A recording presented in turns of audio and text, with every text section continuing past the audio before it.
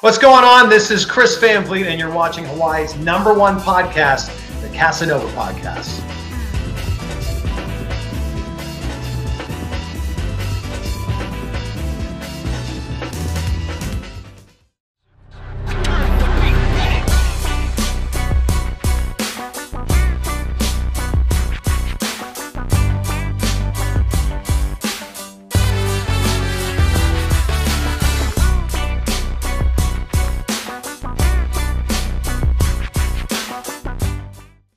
All right, and welcome everyone to another episode of Hawaii's #1 podcast, the Kasanova Podcast. I'm your host, Mekel Kasanova, and I'm excited to bring you today another amazing interview. And today's episode is going to be with the one and only CHRIS VAN VLIET. Now, anyone who's a wrestling fan, anyone who's into entertainment reporting, you know this guy. This guy is phenomenal. He's been a YouTube sensation for years. He's a 4-time Emmy-winning entertainment reporter for DecoDrive on WSVN FOX-7. And he's a massive WWE and wrestling fan all over, as well as an entrepreneur. He's got over 61 million views on YouTube. It's insane. And the man just went over 125,000 subscribers on YouTube. Hats off to you, man. That's an amazing accomplishment. But with that being said, let's go ahead and introduce CHRIS VAN VLIET onto this amazing podcast.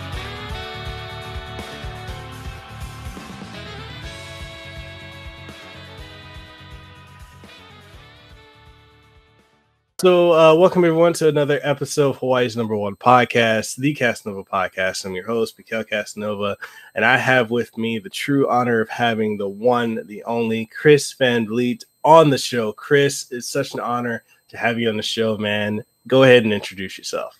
Well, Mekel, thank you for having me on, and also thank you for pronouncing my name correctly. I know it doesn't look the way it sounds, CHRIS VAN VLIET. But if you like pro wrestling, you probably know me as that guy on YouTube who interviews your favorite wrestlers. If you happen to live in South Miami, I'm that guy on the TV show DecoDrive.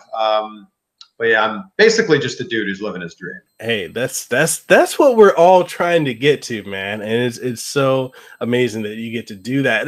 Go ahead and plug your outlets, man. Tell people where they can find you and any upcoming ventures that you're working on. Yeah, so you can find me. It's just my name at CHRIS VAN VLIET, YouTube, Twitter, Instagram, and Facebook. Yeah, there we go. I just recently hit 125,000 subscribers on YouTube. Congratulations. Yeah, thank you. And it's funny. It's been, it's something I've just started dedicating a ton of time to, but I've been on YouTube now for 8 years. And if there's any aspiring YouTubers watching this right now, just don't give up, because it is a very molasses slow process where you will put out videos and get very few views. You won't even get thumbs up on them. You will get like one comment from like some spam site. Right. that will be your track on YouTube for a long time until it finally starts to.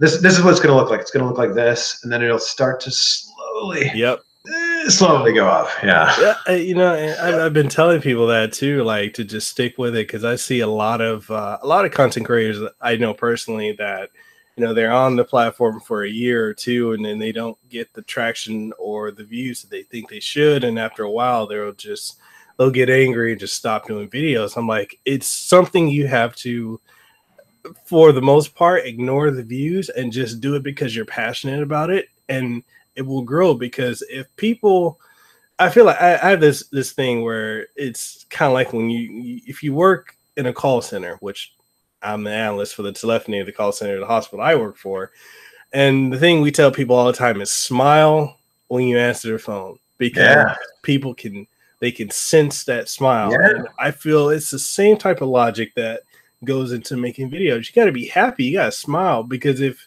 you're just in it for the numbers, you'll fizzle out really quickly. Yeah, when you watch your favorite YouTubers, you're watching your favorite podcasts, you're not listening to episode 2 or 4 or 17. You're listening to episode like 217, or you're watching their 432nd upload, because you didn't hear about them until just a couple months ago. But they were grinding it out, and for a lot of them, they probably still are grinding it out.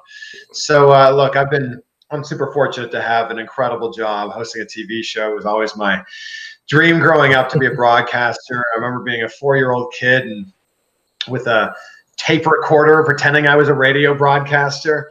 I've been really fortunate that ever since I was in college, I've been able to be on radio and TV, and I interview some of the biggest stars in the world. I've been to the Oscars and the Grammys, and I've always been a fan of wrestling, and I just happen to have these opportunities to interview pro wrestlers, WWE stars, superstars. We'd have them on our TV station, and we'd only air 10 or 15 seconds of these interviews, but we do a 10, 15, 20 plus minute interview. And I just thought to myself, as a fan, I like the stuff I'm asking them. I'm asking questions that I want to know the answers to. So if I'm a hardcore fan about this, there must be other people out there, 5 or 10 or 20 people that would enjoy this. So I started throwing stuff up on YouTube, and you get a handful of views, and I just kind of started going, well, anytime I have this a wrestler in town, I'll upload stuff, and we'll see what happens. And over the past maybe year or so, I really started to put a lot of effort into it and go, okay, I'm gonna go out of my way to find these interviews and go out of my way to make them happen. And last year, I think I uploaded 40-something videos and had, I don't know the exact number, but something like 18 million views last year. That's amazing. Yeah, no, thank you. And it's just, I think the biggest thing, the biggest misconception about YouTube is people put too much emphasis on that word "you" in YouTube. Yeah. And it really should be renamed "them too," because if you're not creating content that's providing value for people out there in the world, no one's going to click on your videos. I mean, it's super easy to point the camera at yourself and vlog your day, but for the most part, no one outside of your mom and maybe your brother are going to care about that. Yeah. You got to provide some value out there and give people a reason to click on your videos. And I think that that's the biggest mistake that new YouTubers make. I also think that a lot of YouTubers are creating videos that look too much like other people's videos. You got to find your own voice. We could definitely dive into that because I have the same opinion. And the thing is, it's like if you're just making content like your favorite creator and not putting your own voice or spin on it with the value, there's no reason why someone should listen to a cheap knockoff of someone else, in my opinion. You're absolutely right, because why wouldn't they just listen to the real deal? Yeah. I mean, that's exactly it. So I think that there's a lot of people out there that are trying to do this. And the great thing is we've all got a video camera in our pocket. It's right here. Yep. And that was not the case 8 or 10 years ago. 8 or 10 years ago, if you wanted to make some sort of content, you had a camera, and you spent a lot of money on this camera, and you spent a lot of money on editing software, and now you can, with the click of a button, go live. Yeah. You know how much it cost to go live 5 years ago? You had to own a TV station. And now you can just click a button and you're live. So we're living in a super exciting time where we are the ones who get to decide what's going to be popular or not. I don't mean me and you, Mekel. I mean we as people decide what takes off and what doesn't take off. And the thing is, because you and I are around the same age range, and you remember what it was like before smartphones were a thing? Isn't it crazy to think that was like, what, 10 and a half years ago, maybe a little bit longer, 12, 13 years. And the only smartphone you have is like a BlackBerry or Palm Trio. Well, and the iPhone was 2007, right? Yeah. And just, you asked that question. Do you remember what it's like? Yeah, but you really have to rack your brain to remember what it was like. Like the idea of FaceTime was like science fiction. Yeah. Even up to like what? 6, 7 years ago. Yeah. I mean, what was it? It was 5 years ago that you could only FaceTime if you were on Wi-Fi. Mm-hmm. Like when the iPhone was created, we didn't even have cut and paste on the iPhone. Right? And that was like mind blowing. Like, oh, we can now cut and paste, which we all use so often in our day. But yeah, it's funny that we are living through such a time of technological advancements that if this is how far we've come in the last 12 years since the iPhone was created, what are the next 12 years hold? Like in 2031, like, are you and I going to be talking on holograms or something? You never know. I mean, we've got technology coming out. Microsoft has the HoloLens. where literally you put it on and it showcases, like if you're using Skype, you can see like the video, and it's just like a kind of like my glasses now. It just sits over, and I'm like, man, technology in the last 15 years has majorly jumped. I remember back when having a computer in your house was not a common thing. And it's like now almost everyone has one, and let alone your phone or a tablet is just as powerful as most of your computers now. That was unheard of. Like even now with smartwatches, that's something 15 years ago that people thought you were crazy. Oh, you can make a phone call from your watch. You can look at pictures on it. That's crazy. Oh, it's like remember when Dick Tracy was, having video chats on his watch? Yeah. I remember when someone was telling me about the idea of the iPhone. I hadn't heard about it. They were saying, "Oh yeah, you'll have this thing on it called Edge, and it's the internet that you can take with you anywhere." And I'm like, "Hold on, what do you mean?" Because back in the day, if you and I were driving and we're like debating about like, who won the Super Bowl in 1989, we'd have to go, all right, well, as soon as we get home, the second we get home, we're gonna Google that. I mean, that's completely changed. Now it's just like you could be having a discussion with your friend and be like, "No, actually, you're wrong. I just looked it up." Yeah. And then before you went home and like Googled it, it was all right. We're gonna call our friend. We're gonna call our friend who loves football. He's been watching his entire life, and whatever Ronnie says when we call him up, that's gonna be the answer. Like it's so much information is at our fingertips. We're able to learn more now than we were ever able to learn in the history of humankind. And I'm just so interested to see where this goes, because this is an exciting time that we can put stuff out there into the world, and anyone has the ability to see it. Yeah, definitely, man. Definitely. And, I want to talk more about you, man. Like the fact you're a 4-time Emmy winning entertainment reporter. Like, how does that feel? That's gotta be we got him on display here behind me, man.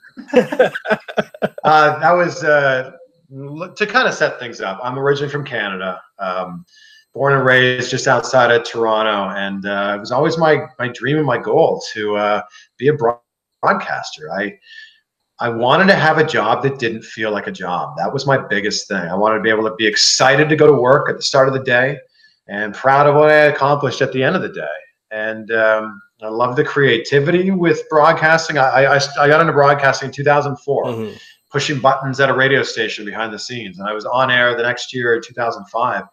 And it was just something I always wanted to chase after. And I've always had this dream and this goal and this aspiration to, never be satisfied with what I've got, and always to kind of be grasping and reaching for, whatever that next thing is.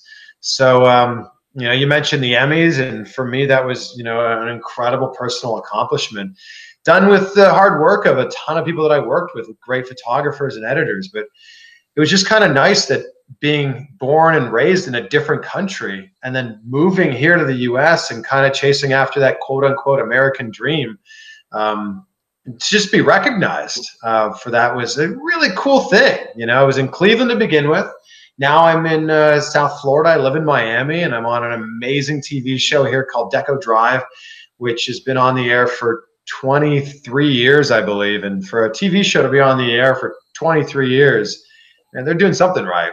Yes. So I'm, it's Sunday as we record this right now, and I can't wait to go to work tomorrow. And, I think that we should all have that. If you're not excited for Monday, you're not excited to go to work, you're doing something wrong. Like, it's backwards. If you're just waiting for Friday night, I feel like things are really backwards for you. You spend more time at work than you spend doing anything else in your life. You'll spend more time with your coworkers than you'll spend with your family or your girlfriend or your wife or your husband or your boyfriend, or whatever. We put so little effort and thought into the thing that's taking up the most amount of our time, that is bringing in our income, that's basically driving the rest of our life. If you're not happy at work, I got a real revelation for you. You're probably not going to be happy in the rest of your life either. Exactly. A lot of people have this concept of just, you're just going to get a job and keep it, and you're going to keep this job for 10, 15, 20 years and just, you know, you'll find a way to deal with it. And I'm like, no, you need to enjoy what you're doing, because once you're enjoying what you're doing, it's not a job anymore. You know, like for me, I'm doing IT right now. It's something that I enjoy doing, but is it something I want to do career wise? No, not really. But everything I'm doing now, and this is something I tell a lot of people, is if there's something you want to accomplish, then let almost everything that you do now propel and set you up for what you want to do and where you want to be. You know, put purpose in what you do. Like, I'd like to be a content creator and a full-time journalist. Everything I'm doing now, I may be working for Game Informer as, you know, a writer or editor in the next coming months with things that I have lined up. And I'm like, because I'm setting that up. But the biggest thing that I always tell people is, if someone else is doing the thing that you want to do, so can you. You know, they're just a person just like you. And I think that sometimes we way too often just see that person at the end of the race, if you will. Like, we just look at someone who's, you know, very successful, whether it's on YouTube or in business or somewhere else, and we go, oh, I could never have that. And you don't see the struggle that they went through to get there, and the late nights, and, you know, the long hours and everything else to put in to make it happen. And if you're willing to put in the work, if you have a big dream and a sick work ethic, you're able to accomplish anything. Yeah. It's nothing's impossible. Like, if there is, I like to say that if you find someone that's doing the thing you want to do, or doing some of the things that you want to do, I think just reverse engineer it back to where you're at. So maybe you're at step 1 and they're at step 10. Well, then find out what step 9 was for them, and 8 and 7 and 6, and work all the way back to where you're at and go, okay, I'm at step 1. Well, now I know what step 2 is. And maybe it's creating content. Maybe it's getting an internship at some, you know, business that, you know, really inspires you. Maybe it's sending an email to someone who inspires you. And the fact that we live in a world now where someone who does inspire you is a tweet or a DM away. And that's, when we were kids, you could write a letter and it would probably get tossed out. You could try knocking on the door of some business that you liked and they'd probably shoo you away. Now the fact that you can say to someone, like, let's say, I don't know, I'm just going to invent this out of nowhere. Let's say you're really inspired by Mark Cuban. You could create some sort of content and get to, maybe not get to Mark Cuban, but get to someone who works for him, and maybe run it up the chain. And wow, this never existed before. We're living in the most exciting time to be alive. Yeah. And there's so much opportunity in this day and age that I feel like a lot of people aren't grasping fully. Like, there's literally nothing you can't have a career doing now. Like, this is not like 10, 15 years ago. Like, literally, you have people on Twitch, on YouTube, on, you know, back when Vine was a thing, like literally making careers off of that. And it's the internet is so hyper niche too. So like, and you know, you love video games, but it's not just like, I'm a video game reviewer. You're like, I love video games, but I also love this very specific type of video games. Then you'll become the expert on that. And that's what's so amazing. So, you know, instead of just being like, you know, like it might have been 10 or 15 years ago, I love food. I'm the food guy. I'm a foodie. You can now go, I love peanut butter. And I'm going to make an entire channel and entire accounts based on peanut butter. And I'm going to review peanut. I know I just made up peanut butter, but that's how crazy it is, that the world that we live in right now. Yeah, and I mean, it's true. You could literally, there could be someone out there doing that very thing now, like with peanut butter. There probably is. Even I just made that up. There probably is like a peanut butter expert out there. So for me, it was, I love doing interviews, and I love, and I've been doing it as part of my job for almost my entire job. And it's kind of what you do as a journalist and a broadcaster. But I've always been a pro wrestling fan. So we'd have these pro wrestlers on, I would do these interviews, and, you know, I figured, instead of just being the interview guy, why don't I like really hyper focus this in to being the long form pro wrestling interview guy? And there's not a ton of people out there doing it. And I'm glad that, you know, people seem to be as big a fans as I am. Yeah, man. Like you've gotten to interview a lot of people from the new promotion company, All Elite Wrestling. And, you know, you've interviewed people from TNA or Impact Wrestling as they're known now. And, you know, Ring of Honor and WWE. Like, dude, you interviewed John Cena. Like, that's wow. And that guy's hard to get in touch with.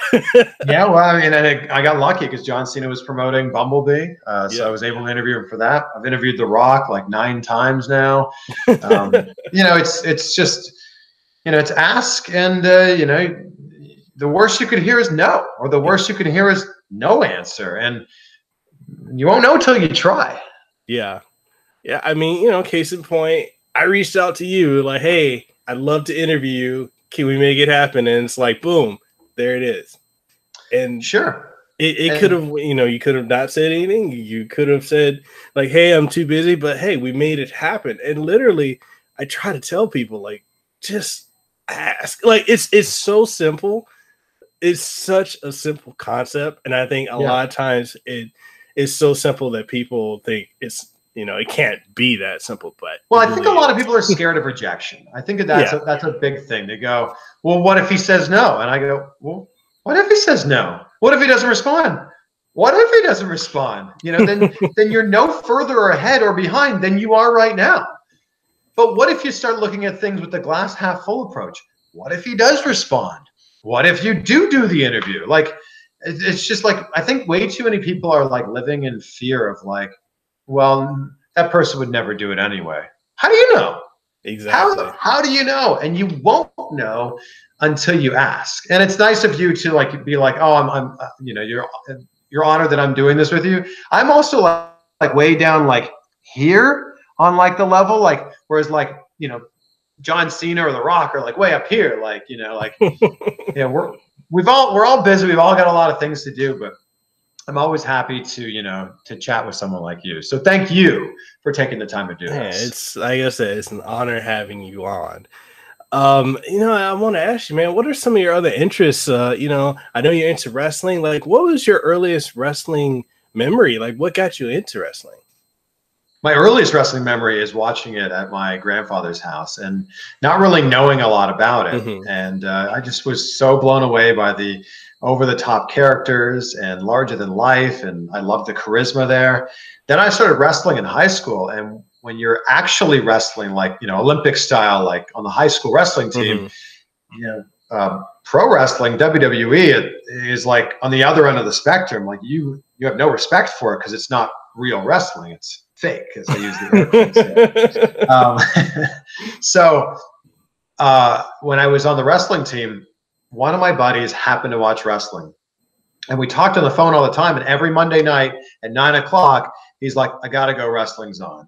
And I was like, "Well, okay." And then I just started watching and just like it sucked in. And this was the late 90s, so you've got Austin versus McMahon, you've got The Rock in his heyday, Undertaker, all these great characters, and I was hooked. I was so hooked, and so I'm like 15 at the time, and I was so into this, and it just kind of just spiraled from there. I joined a backyard wrestling league, or I should say I created a backyard wrestling league with some of my friends. I wanted to be a pro wrestler. I loved everything about it. I think those are your formidable years when you're 15, 16, 17. And for me, so much of who I became as a person was inspired by wrestling. Like just having that charisma and having that presence was so inspired by seeing, the people that I watched on TV. And I had a Triple H poster on the back of my bedroom door. Like I was a giant wrestling nerd.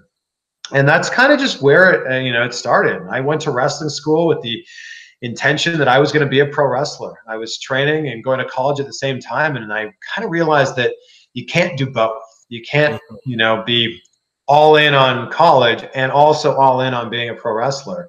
When it was 4 days a week, Tuesday and Thursday nights, also all day Saturday and Sunday, plus it was an hour drive each way. And it was $250, which when you're in college, $250, I mean, that buys a lot of beer. It's also just a lot of money. So it was like something I had to give. So it was like I can't keep wrestling training. And I learned, some basics. In fact, if you see my latest upload, an interview I did with Billy Gunn, at the end of the video, I climbed into a wrestling ring and I ran the ropes just to kind of, show that I still had a little bit of it. So I've always, been into it. And I don't think it's anything that's gonna be leaving for me. Cool, man. And I think for you and I, like, we came up in that era where wrestling was at its just it was something everybody was talking about. I remember the late 90s, like even people who weren't watching wrestling were like, oh man, it's Monday night. We need to see what's Nitro doing, what's going on Raw. Like that's how, and I think this generation now, they don't understand it. They're just watching the WWE product. Like when we had WWF versus WCW, it really was like watching a war. Like who could do it better? Like you would go back and forth between the channels, or you'd have the people that were dedicated to one brand or the other. Oh yeah, man. Well, it was also different back then because there was a lot less wrestling going on. Like it was easy to tune in on Monday between 9 and 11 and catch up on wrestling for the week. Sure, there was Heat and there was Shotgun and there was Jacked and Metal and all those Saturday Superstars. There's all that other stuff. But the storylines really didn't advance that much on those shows. It was Raw and then your pay-per-views once a month, which pay-per-views back then, they meant a lot.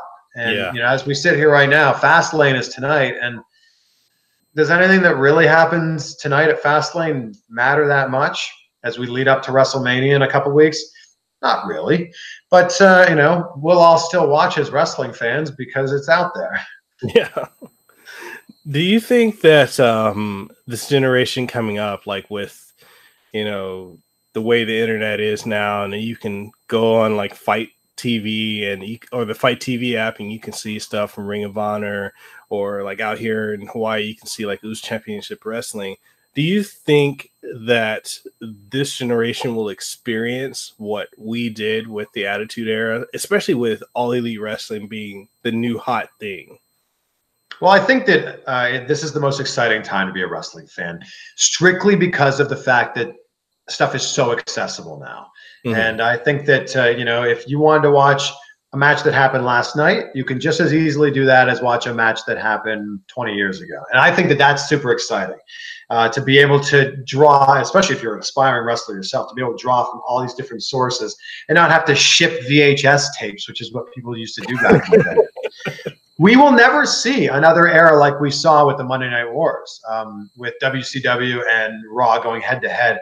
Strictly, well, for a lot of different reasons, but I think one of the biggest ones is live TV really doesn't matter as much as it did back then. Yeah. I mean, back then, if you didn't watch it live, I guess you recorded it on your VCR, and then, you know, you were taping over your old episode of Friends or something. But also, like, my buddy was saying to me the other day, he goes, I hate how they have the entrances and they cut to commercial. Then a really super exciting thing will happen during Raw, and then they'll cut to commercials. He goes, they didn't used to do that. I said, yeah, back in the day, if they cut to commercial, you switched over to Nitro because that's how it worked. Yeah. And I said that they would keep it as long and as interesting as possible for as long as they could, because they knew they were going to lose you. If Nitro had something better on, they could have lost you for the rest of the night. Now with WWE really being the only game in town, you know, they're kind of calling the shots. And sure, All Elite Wrestling is creating a new thing. I believe they'll have weekly television announced in the next little while here. That's super exciting. But to think that they can compete with a company that's been doing this and been at the top for decade after decade after decade, that's just not going to happen right away. I'm super excited to see what they're going to do with Double or Nothing May 25th, and then their weekly television beginning, I believe, after that. Nobody knows. But they're not going to be competing. They're going to provide an alternative to what WWE has. Are we going to all go, I'm not watching WWE anymore, I'm going to watch AEW? Probably not. But you might go, I watched Raw, and now I will watch AEW on whatever day of the week that it happens to be. I'm going to guess Wednesday. I think maybe they'll be on Wednesdays. Yeah, I mean, I think with how big WWE has gotten, they're more than wrestling. They're just a brand. Like, they're such a huge brand that they cross over to. They're doing movies. They have their own, you know, what is it? They have the own music. With Jim Johnson, I don't think is he still there? He's not there anymore. CFOs is the people who make the music now. But you're right. You know, they're a global entertainment brand. That was why the switch was made to go to PG-13 or PG, because they wanted to appeal to as many people as they possibly could. I mean, they trade on the New York Stock Exchange. They're a huge multi-billion-dollar business. They're a machine. The interesting thing is when you go to your first ever live event or you bring someone that's never been to one before, it's so vastly different from how you see it on television because you forget you're at a taping for a TV show. Yeah, it's cool that you're seeing the action in the ring, but you're at a taping for a TV show, and everything that's being done in the ring is to look good on camera. And I think that a lot of people forget that this is, the argument will always be around forever that, wrestling's fake. Of course it's fake. You're watching a TV show, No one goes, I can't believe you watch Game of Thrones. It's fake, right? Of course it's fake.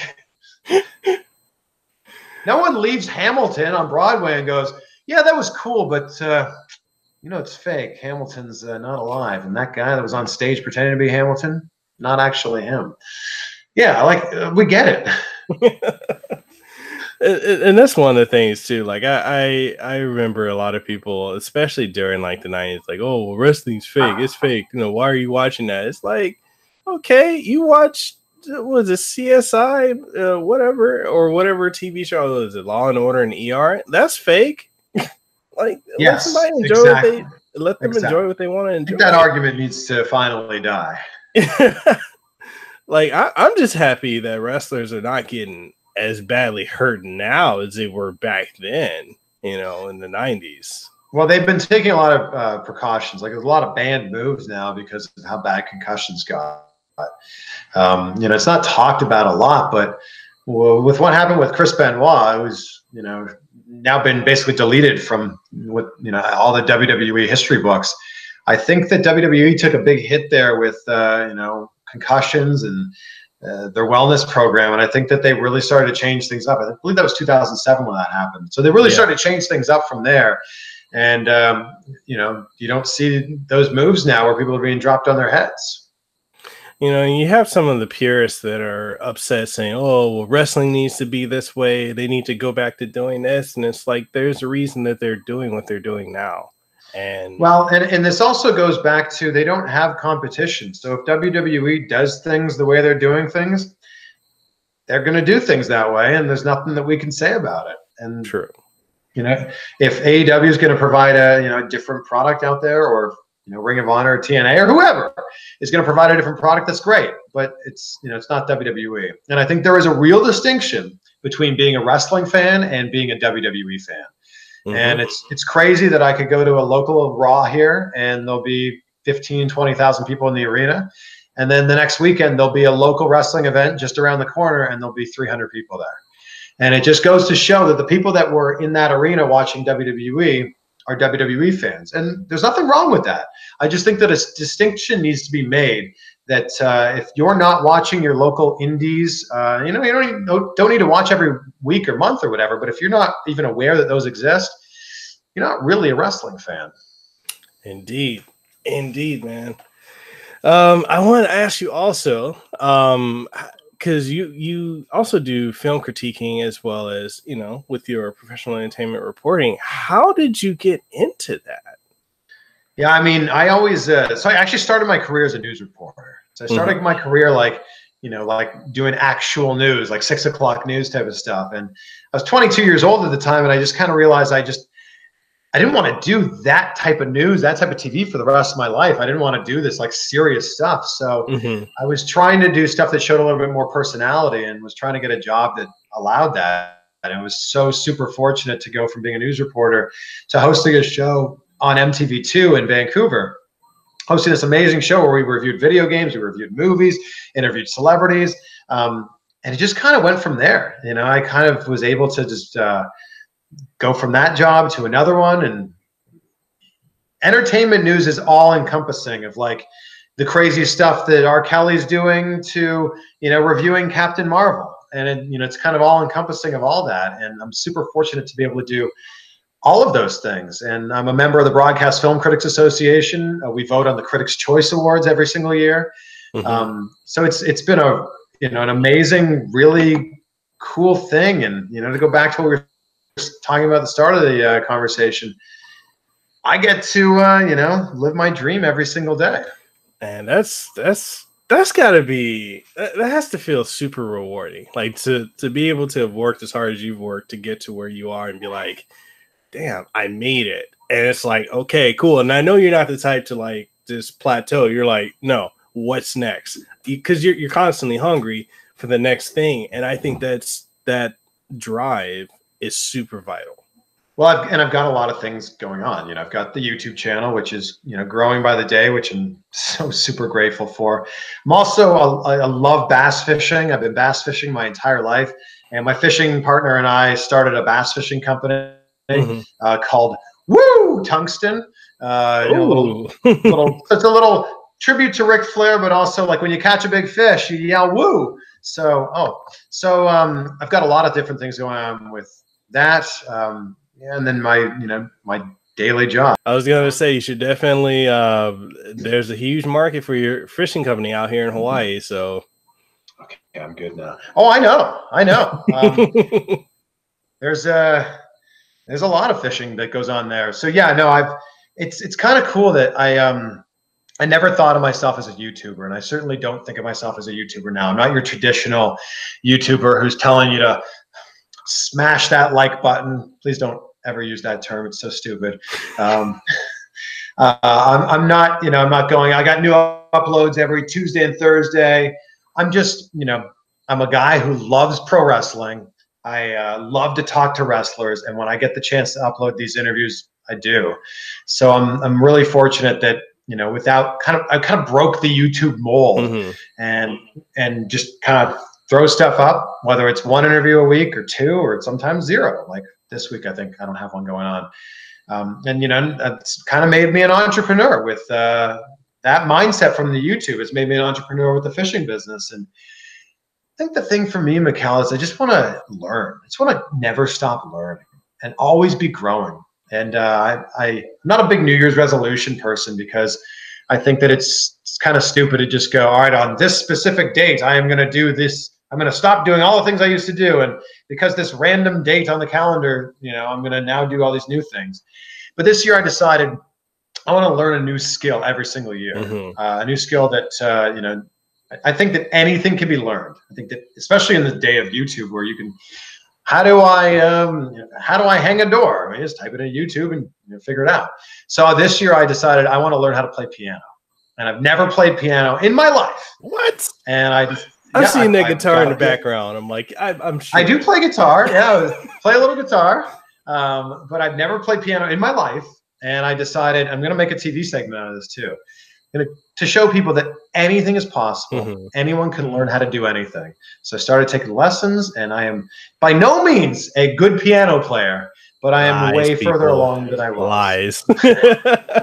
I am not good at all. But by the end of the year, I will be playing in a piano recital. Awesome. And this is my goal. So the phrase that I live by is vague goals get vague results, which on the flip side of that, specific goals get specific results. So if you say, I want to get some more subscribers this year. Well, if you get 2 more subscribers, you've accomplished your goal. Exactly. So I think that you need to set, specific goals. Like my goal now, I just hit 125,000 subscribers. So my goal now is 200,000 by the end of the year, which I think is accomplishable. But if not, at least I know what I'm working towards. I think you're going to hit 1 million. Not by the end of this year. You would never know. You're right. You never know. But I'm growing about, at a rate that would make 1 million maybe 5 years away. Hey. But who knows? Once you start to get on that upward, once you get that momentum, who knows?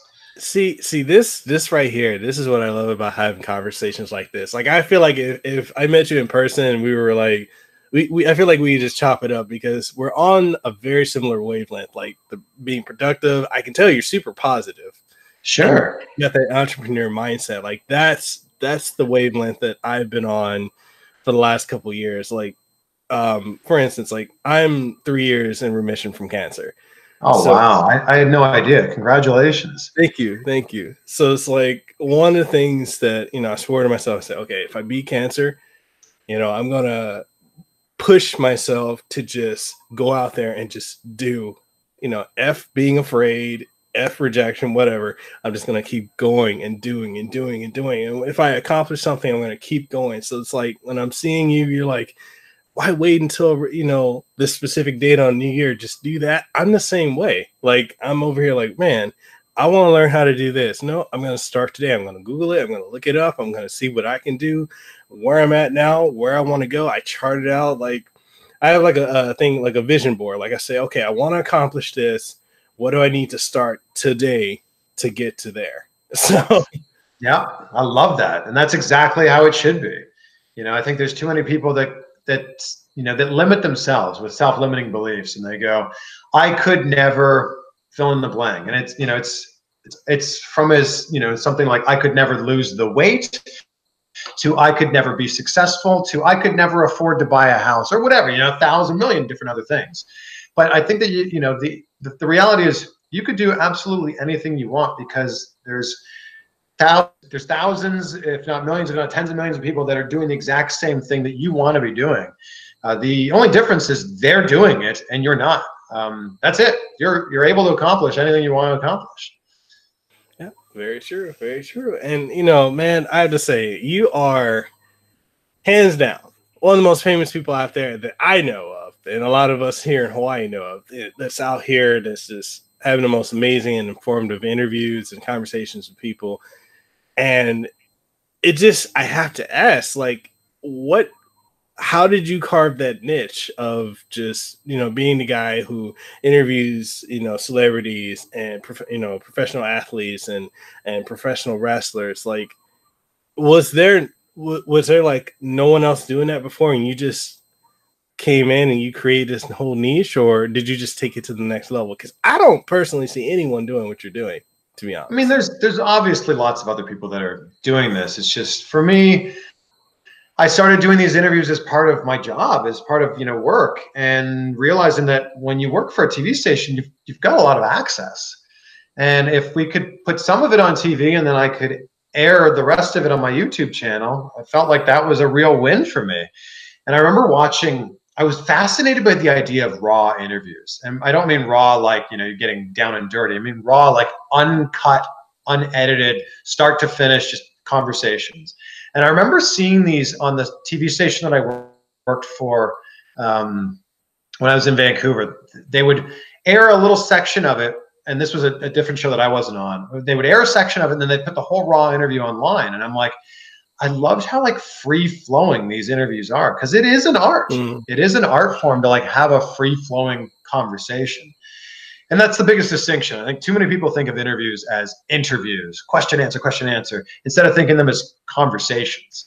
You know, you would never in any other aspect of your life pre-plan everything out and, you know, worry about what the person's going to say next. If you were at a dinner party or anything like that, why would you do it in this? It's just a conversation that happens to have a camera and happens to have a microphone. Exactly. So there's a guy, a UFC or an MMA journalist named Ariel Helwani, who's about the same age as us. And this is like 10 years ago. He was just doing these interviews with all these UFC people and uploading them online. And I thought, well, if I have the access to do these WWE interviews with these WWE superstars, why can't I do what Ariel's doing? It's just the exact same thing. It's just I've got my own space. He's got MMA. I'll be the guy who does it with WWE. And that was it. Every time I had the opportunity to do it, I would upload these interviews, and then kind of realized that the audience is out there, and you know, you can make some money off of YouTube monetizing your videos. And I just thought, this is the cool thing about being an entrepreneur. The more work you put into it, the more you get out of it. Exactly. So the more time, the more effort, the more interviews that I was able to get, I knew I would start seeing the benefits, not just, you know, with the monetization, but I would start to see the benefits with the amount of interviews I was able to do. Like, I now have Chris Jericho's phone number, and I was texting with him, and he gave me the number for Tony Khan, the guy who runs AEW. Whoa. So I've been texting with Tony Khan to make this interview happen. So like it's in going out and making these efforts and making these connections, I was able to do that. Awesome. And see, that right there, that's freaking amazing. And it's networking too. Like, that's the one thing, and I like how you said earlier in the conversation how like you don't look at yourself as a YouTuber, and I think that's actually pivotal, because you're marketing, you're networking, and you just never know who knows who, or who you're going to run into, or, you know, who you're going to impact, and how, you know, that works as a whole. Yeah, and I think the thing is, when you do think of yourself as just a YouTuber, well, now you pigeonholed yourself. Yeah. And I think that even though YouTube is, you know, one of the most visited websites in the entire world, and so many people have made an incredible living off of it, and, you know, the rest of us are going on there and finding incredible videos, and we're learning lots of things. Even though that all exists out there, YouTube still, like, it's considered like minor leagues for some reason.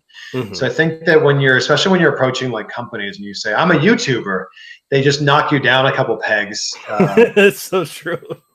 And I always now lead with, I'm an entertainment journalist, or I'm on TV, or I'm a TV host or something, because everybody knows what that is. You know, that's been around way longer than YouTube has.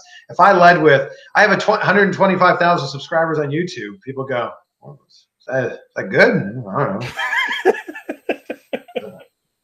But if you say, I'm on TV, they go, oh, I have a TV and I watch it, so I know exactly what you mean.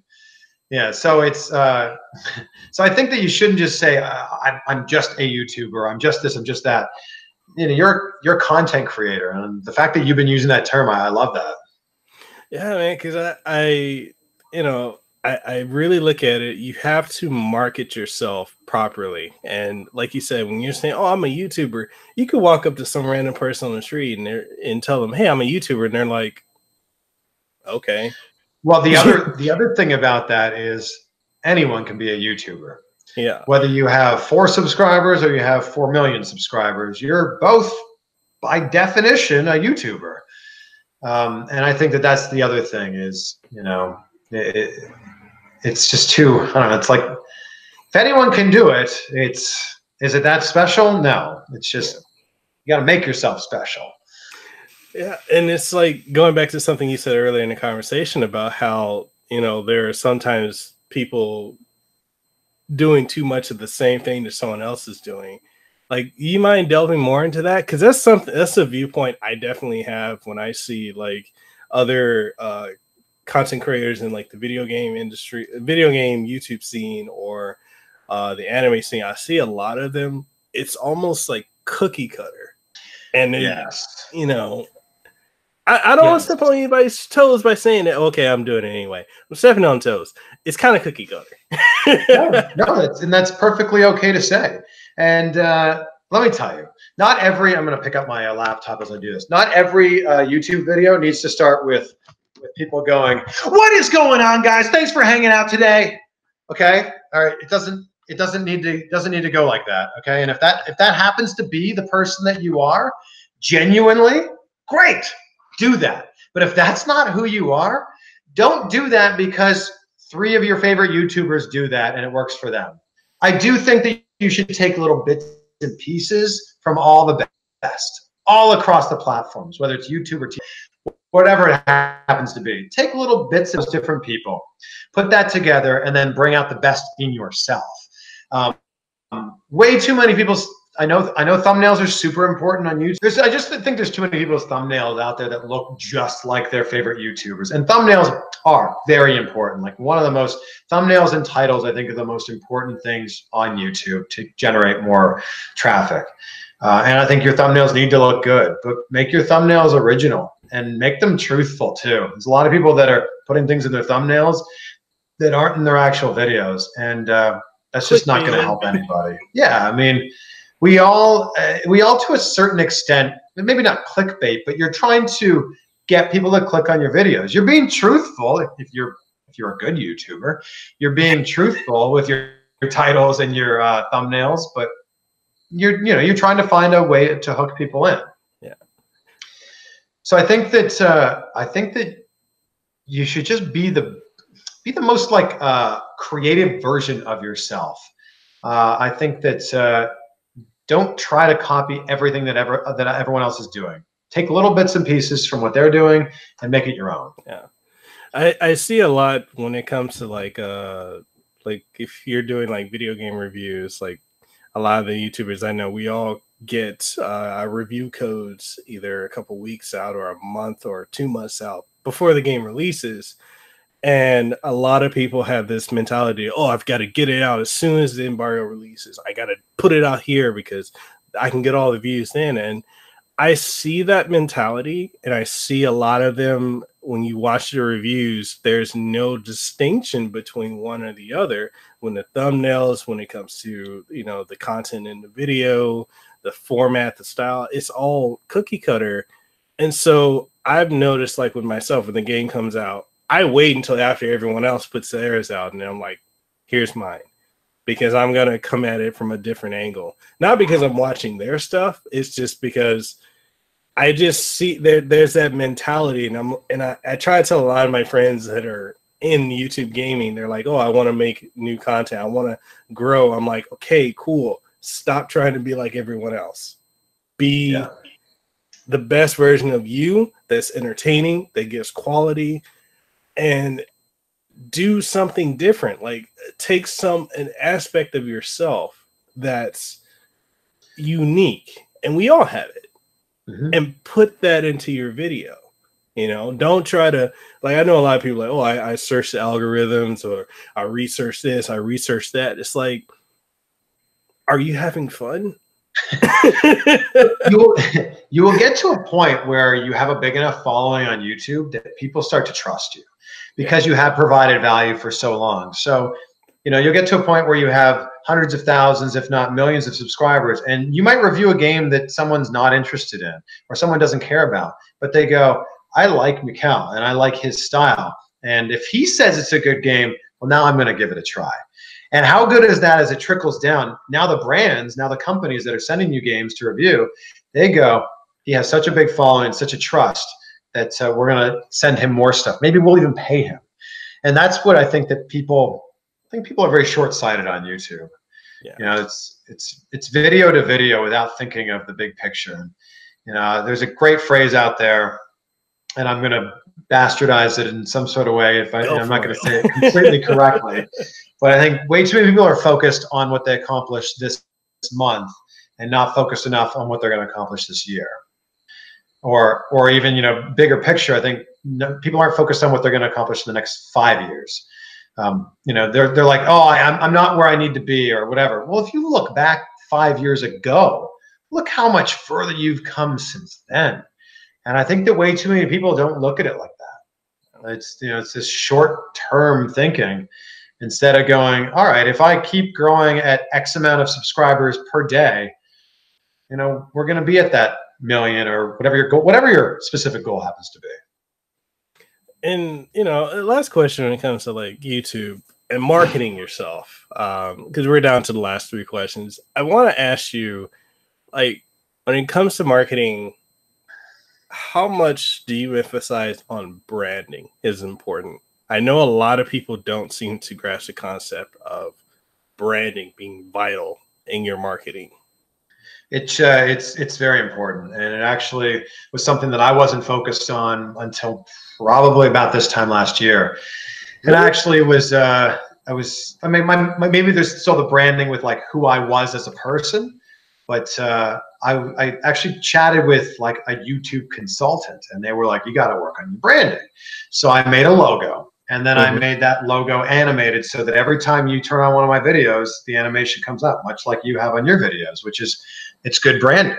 I think any reminder that people can have that it's your video, and my stuff was getting clipped a lot on other people's stuff. A lot of my quotes from my interviews get transcribed and put all over the place. I think the biggest thing, you know, that I want people to know is that it's come from me. I want people to, I just wanted people to know that it was my channel attached to it. The other big thing is I wasn't asking people to subscribe up until maybe about a year ago. And I don't do it in the, you know, the typical YouTube way that I was kind of like, share, comment, subscribe. Hey, yeah. Which is, you know, just goes in one ear and out the other because we've heard it so much. But, you know, I like to think that the people that are watching my videos are, they're my friends, or at least, you know, they're not necessarily clicking on the video because they're interested in me. They're obviously clicking on the video because I'm interviewing someone that they're interested in hearing from. But hopefully throughout the interview, I can gain some sort of rapport with the audience so that when the video is done, I wrap it up kind of going, hey, thank you so much for watching this interview with this person. Here's a cool story about how I got this interview going. Sometimes it's like I had to drive 4 hours to meet Chris Jericho and sit in the back of his car and do the interview. Like there's always like something like kind of interesting going on there. And I say, hey, it would just mean so much to me if you subscribe. I've been doing this for 8 years or whatever.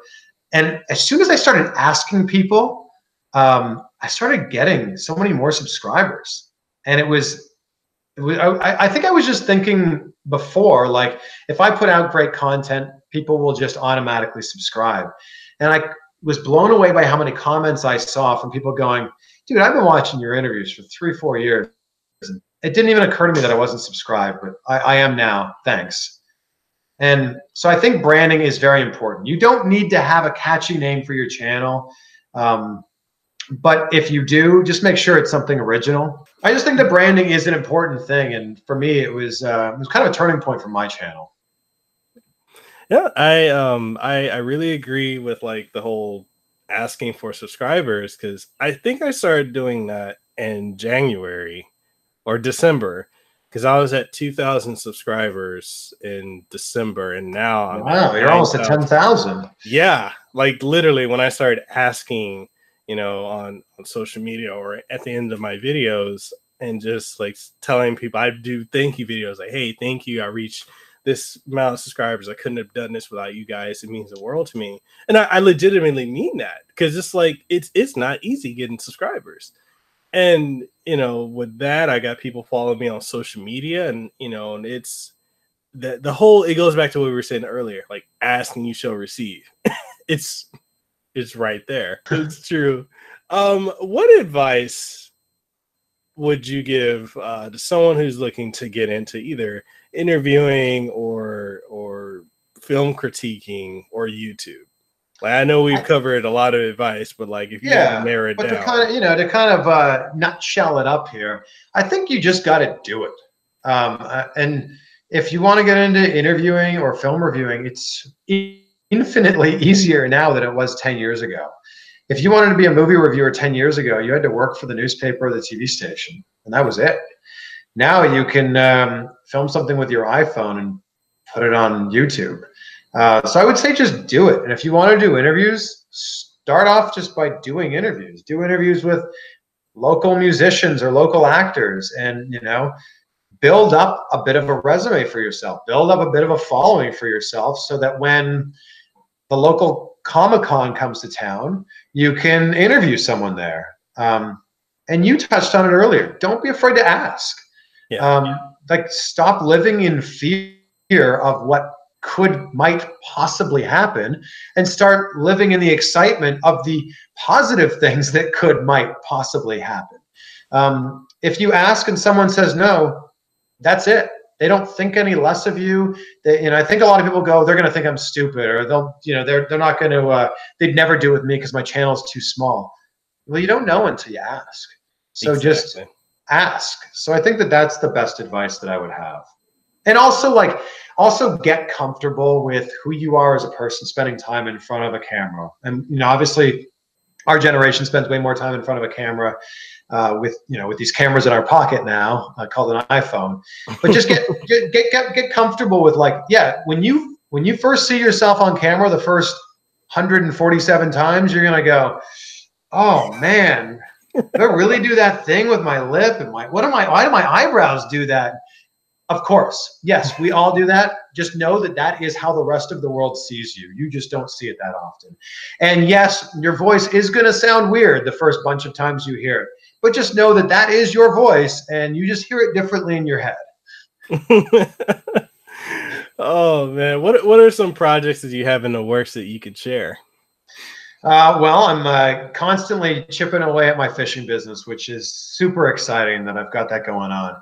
I will be at WrestleMania doing as many interviews as I can. I'll also be in the crowd there. So if anyone's watching this and is going to WrestleMania and you see me, come say what's up. And I just bought a flight to go to Vegas for AEW's first show, Double or Nothing. So we'll hopefully bang out a bunch of interviews there too. Awesome, man. Awesome. But every day it's just, working on trying to be the best version of me. I love that. I love that. Oh, when will we see you out here in Hawaii again? That's a great question. And I was talking with my girlfriend about heading out there in the summer. So I think sometime in June, July. Oh, you might be out here the same time Goldberg is. Oh, yeah? He's going to be out here in June. I reached out to him a couple weeks ago, and he's like, yeah, he's going to be out here for, I think, a family member's wedding. So, oh, wow. Hey, that's another interview for you. I'm hoping to get a Goldberg interview before the end of another Goldberg interview. Before we wrap things up, I went to an event that Goldberg was at. I did an interview with him, and he's one of the nicest, most down-to-earth people on the planet. Not just pro wrestlers, just people. And I said to his business manager, who's a friend of mine, I said, "Do you think Goldberg would put me up in the jackhammer?" He goes, "I don't know. Let's ask him. Hey, Bill, would you put Chris up in the jackhammer?" He goes, "Yeah, sure. Come over here." So he hooks me up, throws me up in the jackhammer, and then gently puts me down. 500,000 views on YouTube. Oh, wow. Yeah. Dude, that's awesome. Yeah, it was pretty cool. Yeah, man, definitely. If you come out here at that time, you should definitely get that interview. I will let you know when I'm out there. I'd love to meet you in person. Cool, man. Cool.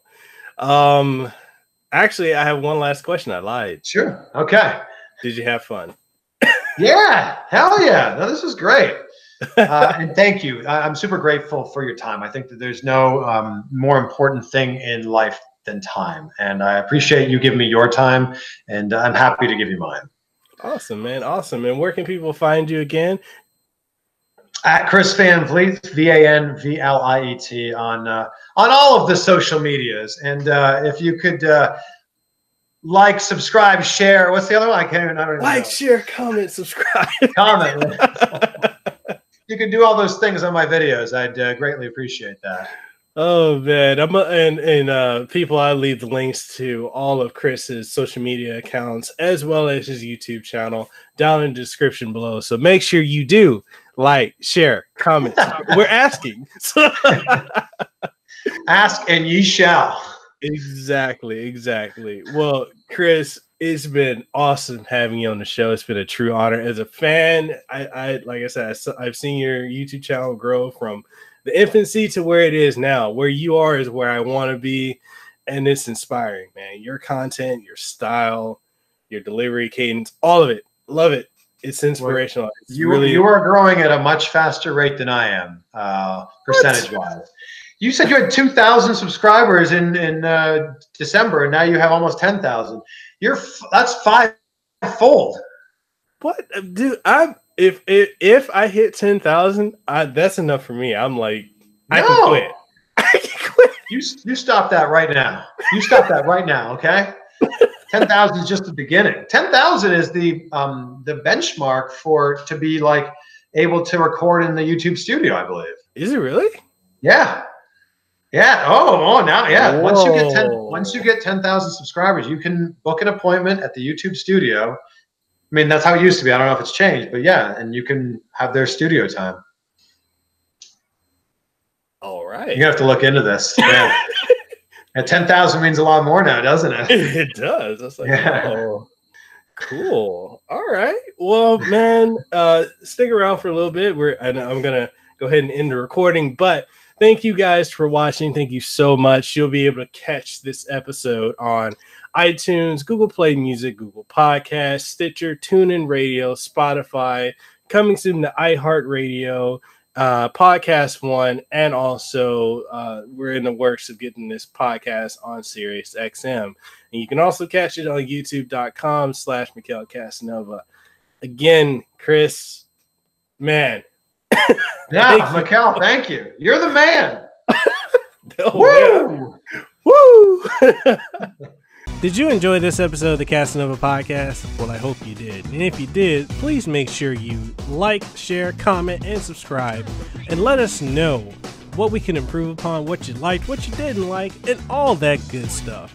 And just make sure you always have a good time. That being said, this is your boy Mekel Kasanova, Hawaii's favorite YouTuber. I am signing out, and I'll catch you on the next episode.